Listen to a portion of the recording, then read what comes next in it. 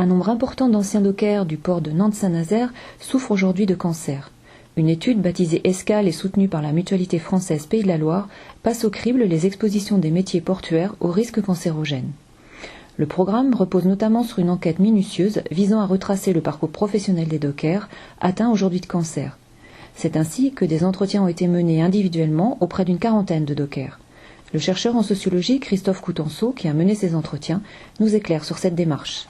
Pourquoi on va les interroger directement ? Parce que la plupart de l'information qu'on va récolter auprès d'eux, elle n'existe pas vraiment ailleurs. On pourrait nous objecter qu'on aurait pu faire des études ergonomiques en étudiant de très près les situations de travail, mais finalement toutes les conditions qu'on a nous font qu'il est préférable d'aller directement interroger les salariés, et notamment les salariés malades, pour que eux nous expliquent quelle est leur situation de travail. Le principe de cet entretien, c'est de passer en revue justement l'ensemble du parcours professionnel. Donc ce parcours professionnel, il s'étend de la période d'apprentissage. Alors il y a aussi parfois des cas où les gens travaillent avec leurs parents, quand les parents sont agriculteurs. Donc l'apprentissage jusqu'au moment de l'entretien proprement dit, c'est-à-dire aujourd'hui. Est-ce qu'ils sont à la retraite ou est-ce qu'ils sont encore en activité ? Et donc, dans une carrière de docker, il peut y avoir plusieurs étapes.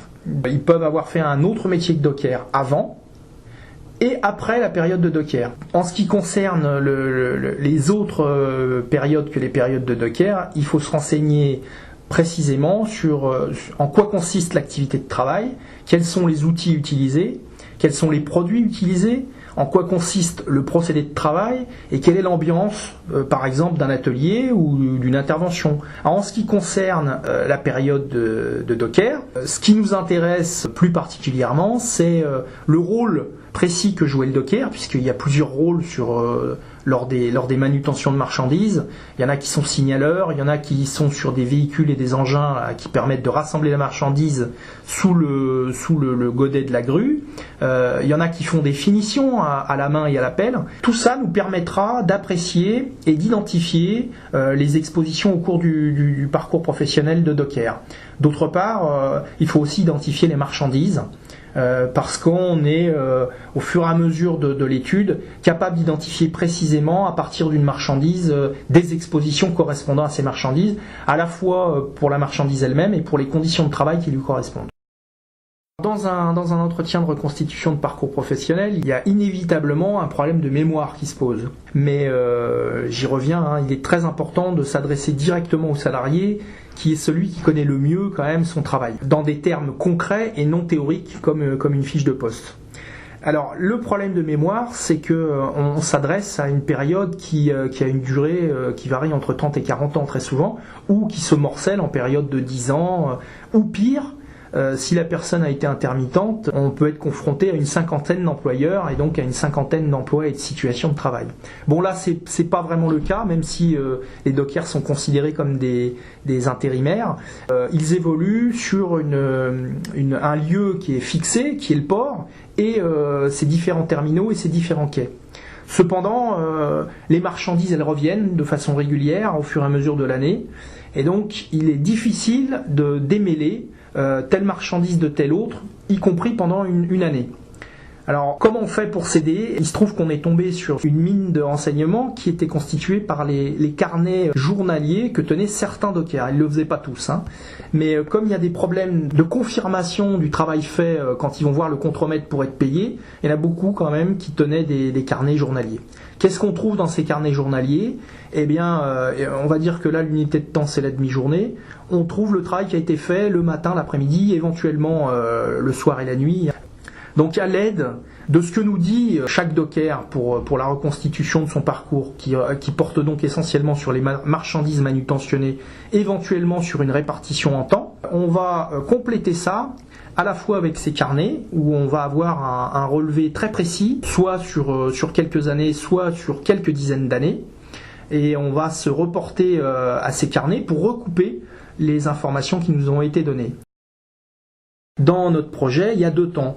Il y a le temps de l'entretien avec le docker, et il y a un deuxième temps où on réunit un certain nombre de ces entretiens sous forme de fiches qui font le recensement du parcours professionnel dans la durée. Et ces fiches, eh bien, on va les soumettre à un collège de gens qui sont experts sur les expositions professionnelles, dans lequel figureront les médecins du travail et les inspecteurs du travail, mais aussi, par exemple, des représentants au CHSCT des dockers, et puis des dockers très expérimentés qui ont une très large connaissance des situations de travail de dockers. Donc, pendant une séance d'expertise pendant laquelle on va examiner une quinzaine de dossiers, on va passer en revue chacun des dossiers et, période par période, identifier les expositions auxquelles les dockers ont été soumis. Le résultat à la fin de l'expertise, c'est à la fois notre parcours professionnel vie entière et à chaque période identifiée, une série d'expositions ou d'absence d'exposition. Il n'y a pas une exposition permanente, mais on identifie des expositions que l'on met face à des périodes précises de travail.